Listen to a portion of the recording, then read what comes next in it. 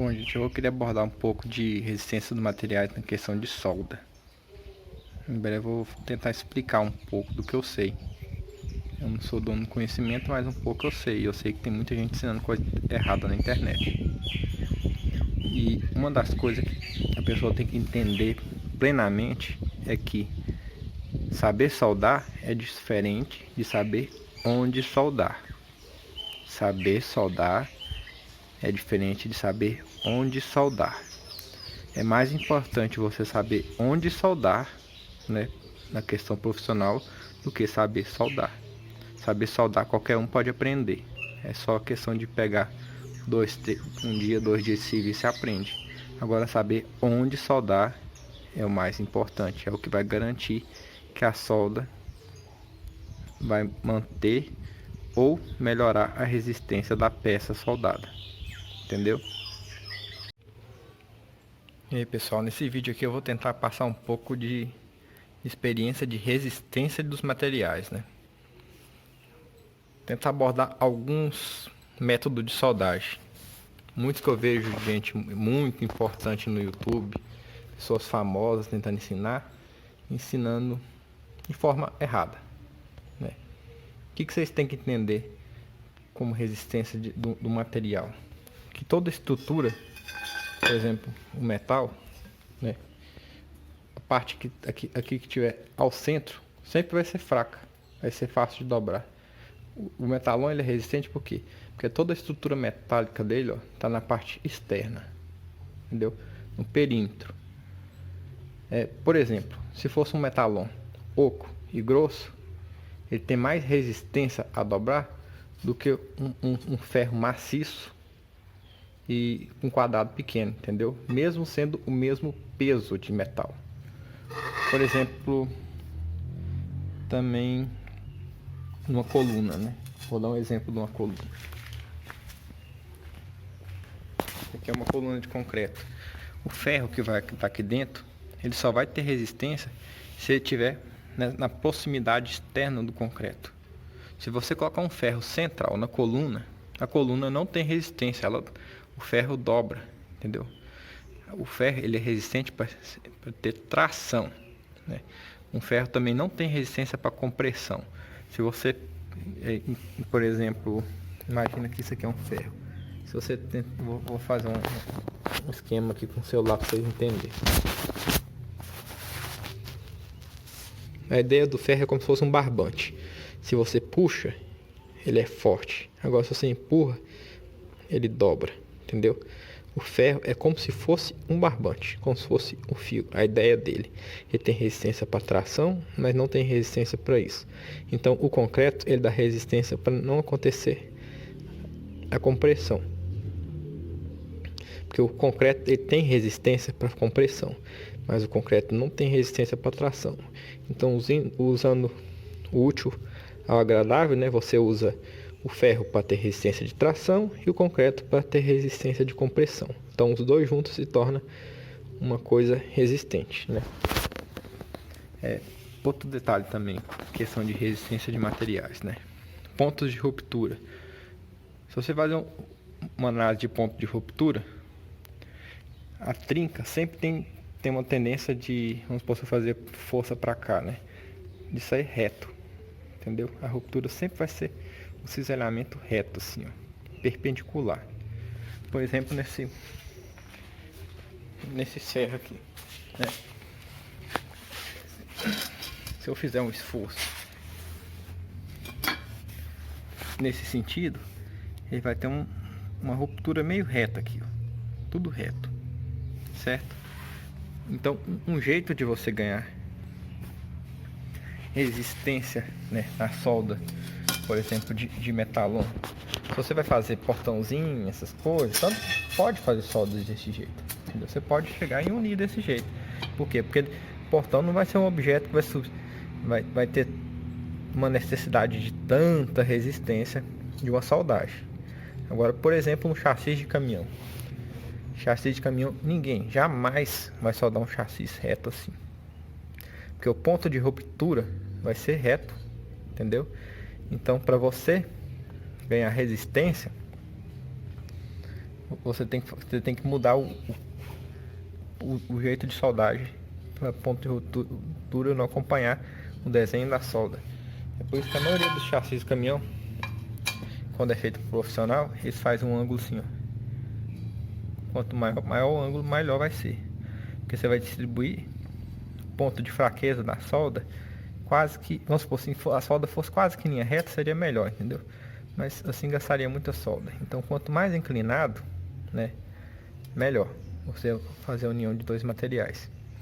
Porque daí, na hora de fazer o ponto de ruptura, a solda, onde que ela passou, ela destempera o material. Então o ponto de ruptura iria passar apenas no risco da solda.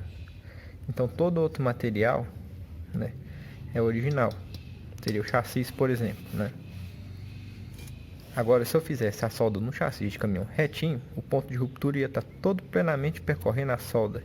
E a solda ia já por si só já enfraquece as laterais da emenda, né? Ela destempera esse material.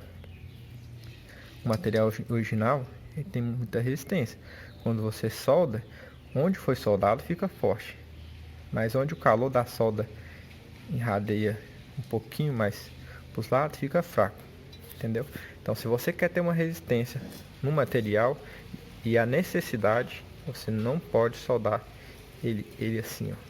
Você tem que soldar ele inclinado, né? Outro detalhe também, isso em linha reta, né? Quando vai fazer solda desse jeito aqui, se você vai fazer um portão, uma coisa que não tem tanta necessidade de esforço, você pode chegar aqui e soldar aqui, ó. Agora, se você quer mais resistência a esforço, você tem que fazer um corte em 45 graus, entendeu?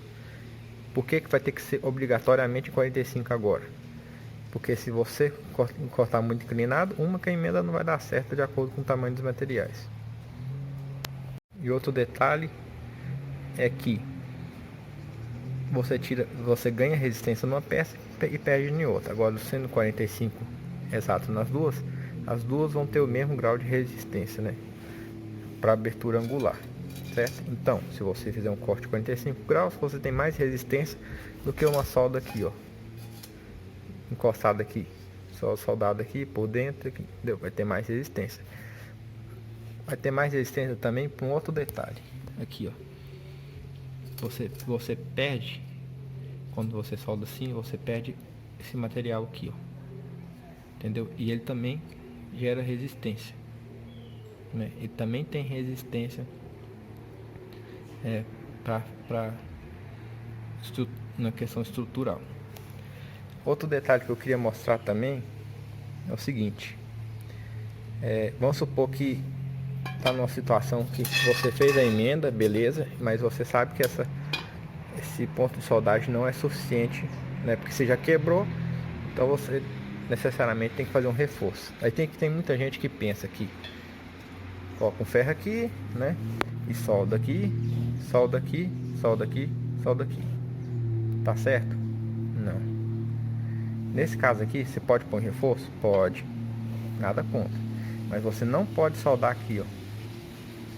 Porque se você soldar aqui e aqui, em vez de você só ter um ponto de possibilidade de ruptura, agora você tem dois. Entendeu? Você destemperou aqui e destemperou aqui. Ficou mais fraco ainda. Então, correto nessa situação é o que? Vou fazer um viramento aqui, né, de reforço. Você solda só nessa quina e na mesma quina do outro lado. Aí não tem perigo de tanto de ruptura. Por quê? Porque a ruptura novamente vem nesse sentido, né? Então só vai ter um ponto de apoio aqui no cordão de solda. O restante do material aqui, toda essa lateral da chapa aqui do metalon, vai estar resistente. Isso acontece um grave erro também, por exemplo, quando você tem uma estrutura original. Vamos supor que aqui eu vou pôr um ponto de fechadura, né? Aqui que a pessoa faz, bota lá o pedacinho da fechadura aqui e solda. Solda aqui, solda aqui, solda aqui, solda tudo quanto. Você enfraqueceu esse material por ter soldado tudo. Então não é interessante. Interessante seria você fazer ponteamentos. um ponto aqui, por exemplo, um ponto aqui, um ponto aqui, um ponto aqui, e pulando etapas de cordão. Por quê? Porque o ponto onde que você soldou, você firmou a peça nessa, beleza, mas você tem que dar um espaço para você manter a originalidade da têmpora da chapa anterior, entendeu? Se você soldar de fora a fora, como eu já vi pessoas fazendo no YouTube ensinando errado, você vai destemperar toda essa estrutura aqui e ter pontos de ruptura por tudo. Agora, se você dá um pingo de solda aqui, por exemplo, e pula um pedaço, dá um outro pontinho aqui, né? Esse intervalo aqui, ó, tem a resistência original. Esse aqui vai garantir uma resistência maior ao ponto de ruptura, entendeu? Ele vai garantir a parte dessa peça, entendeu? Então esse é um outro detalhe, também tem que levar em consideração. Eu acho que mais aqui, vou ver se eu posso avaliar alguma outra coisa que eu posso levantar em consideração de informação nessa questão de ponto de resistência. Daí eu vou fazer próximos vídeos também, né, complementando. Bom, outra coisa que eu queria falar, né, que eu falei que o ferro não tem resistência à compressão, né, e sim à tração. Este detalhe é verídico, mas dependendo da forma do material, ele pode ter mais resistência à compressão, né, ou menos resistência à compressão. Na questão de tração, mesmo independente da forma, vai ser igual. Por exemplo, esse metal aqui, ó, tem o mesmo peso deste metalon. É o mesmo peso, é a mesma massa metálica, o mesmo comprimento, certo?